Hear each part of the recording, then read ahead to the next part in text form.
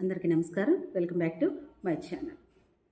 మనకు ఉండేటటువంటి ఆలోచనలు మన ఎదురుగా కనిపించేటటువంటి సిచ్యువేషన్స్ని మనం ఎలా రిసీవ్ చేసుకుంటూ ఉన్నాం అంటే ఒకే దాని నుంచి డిఫరెంట్ కేటగిరీస్ కానీ అంటే క్వాలిటీస్ మనం రిసీవ్ చేసుకుంటూ ఉంటాం. కొద్దిమంది వ్యక్తుల నుంచి మనం కొన్ని విషయాలు అబ్జర్వ్ చేస్తూ ఉంటాం.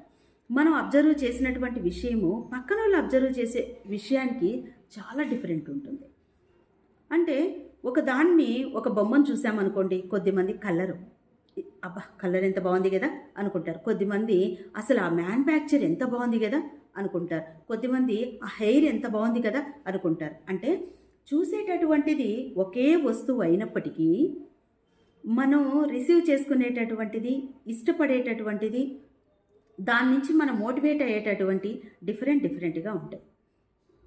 అంటే మనం ఎలా ఉండాలి అనేది మన ఆలోచన విధానం పైన ఆధారపడి ఉంటుంది. ఇక్కడ ఒక స్మాల్ ఎగ్జాంపుల్ చూద్దాం. ఒక విలేజ్లో ఒక తండ్రికి 2 కొడుకులు జన్మించారంట. ఆ 2 కొడుకులు ఒక పెద్ద కొడుకు వచ్చేసి ఒక మంచి పొజిషన్కి వచ్చాడు. అంటే చూసిన వెంటనే అందరూ నమస్కారం చేసేటటువంటి ఒక మంచి స్థానంలో పెద్ద కొడుకు ఉన్నాడు. చిన్న కొడుకు బాగా తాగి వీధల్లో ఉండేటటువంటి గొడవలన్నీ ఇంటి మీదకి తీసుకొచ్చుకుంటూ ఆరోగ్యం పాడు చేసుకుంటూ 24 అవర్స్ మత్తులో ఉంటూ తన లైఫ్ని లీడ్ చేస్తూ ఉంటాడు. ఆ ఊరికి ఒక టీచర్ ట్రాన్స్ఫర్ అయ్యి వచ్చిన తర్వాత ఒక మాట అనుకుంటాడంట, ఒకే ఇంట్లో ఇంత తేడా ఎలా అని. ఒకరోజు ఆ టీచరు ఆ ఇంటికి వెళ్ళి 2 కొడుకుల్ని ఒక మాట, మిమ్మల్ని నాకు ఒక సందేహం ఉంది, నేను అడగొచ్చా అని చెప్తాడు. చెప్పిన వెంటనే 2 కూడా ఓకే అడగండి అని చెప్పడము, పెద్ద కొడుకును మీరు ఇంత మంచి స్థాయికి రావడానికి మీ మోటివేషన్ ఎవరు, మీ గురువు గారు ఎవరు, మీ మెంటర్ ఎవరు అని అడుగుతాడంట. అడిగినప్పుడు వెంటనే పెద్ద కొడుకుండి నేను ఈ స్థాయికి రావడానికి నా తండ్రి గారే కారణము అని చెప్తాడంట. అన్నప్పుడు అబ్బా వీళ్ళ తండ్రి గారు ఎంత మంచి పొజిషన్లో ఉన్నారో, అలాగైతే ఇంత మంచి కొడుకును కన్నారు అని గురువుగారు అనుకుంటాడు. అనుకొని వెంటనే చిన్న కొడుకును కూడా మీరు ఇలా కావడానికి, ఈ దుర్భర పరిస్థితుల్లో మీ జీవనాన్ని గడపడానికి కారణం ఎవరంటే మా నాన్నగారే నాకు కూడా ఇన్స్పిరేషన్ అని చెప్తారు. అప్పుడు ఈ గురువు గారికి ఫీజులు ఎగిరిపోతాయి.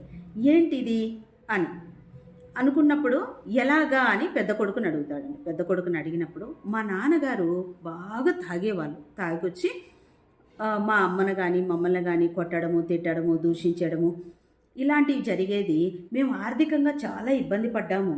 ఆ లైఫ్ అయితే ఎప్పుడు కూడా నాకు వద్దు, నేను అనుకున్నటువంటి లైఫ్ ఎలా ఉండాలి అంటే నేను ఎలా జీవించకూడదో మా నాన్న చూసి నేర్చుకున్నాను, సింపుల్గా చెప్పాలి అంటే, అందుకే నేను ఈ పొజిషన్లో ఉన్నాను అంటాడంట. మరి మీరు అని చిన్న కొడుకుని అడిగినప్పుడు అతను నాకు ఇన్స్పిరేషన్ మా నాన్న తాగి ఎప్పుడు కూడా ఏ కష్టమో తెలియకుండా ప్రశాంతంగా ఇంట్లో గొడవ పడుతూ తన పాటికి తను మత్తులో ఉండేవాళ్ళు. నేను ఓకే అది పెద్దోళ్ళు చేసినప్పుడు మనం చేయడంలో తప్పేముంది అని నేను ఆ బాటలో వెళ్ళాను. అంటే నాకు కూడా ఇన్స్పిరేషన్ మా నాన్నగారే అన్నారంట. అంటే ఇక్కడ చూడండి, ఒకే ఫ్యామిలీలో ఒకే వ్యక్తి నుంచి ఎన్ని 2 కోణాలలో ఆలోచన చేశారు.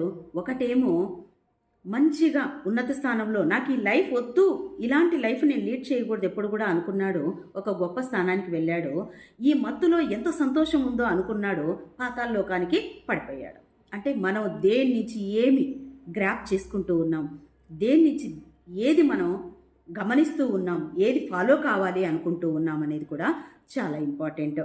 అంటే నల్ల ఈగ తేనెటీగ 2 ఉంటాయి కదా, మనం చాలాసార్లు చూస్తూ ఉంటాం. తేనెటీగేమి మకరందం కోసము ఫ్లవర్స్లో వాలడం, మకరందాన్ని తీసుకోవడం చేస్తుంది. కానీ నల్ల ఈగ ఏం చేస్తుంది, దేవుడి దగ్గర ఉండే ప్రసాదం మీదనూ వాళ్తుంది, బయట ఉండే గార్బేజ్లోనూ డస్ట్బిన్లోనూ వాళ్తుంది. అంటే మనం తేనెటీగలాగా ఉందామా, నల్ల ఈగలాగా ఉందామా అనేది మన ఆలోచన విధానాన్ని బట్టి మనం తీసుకునేటటువంటి నిర్ణయాల మీద ఆధారపడి ఉంటుంది.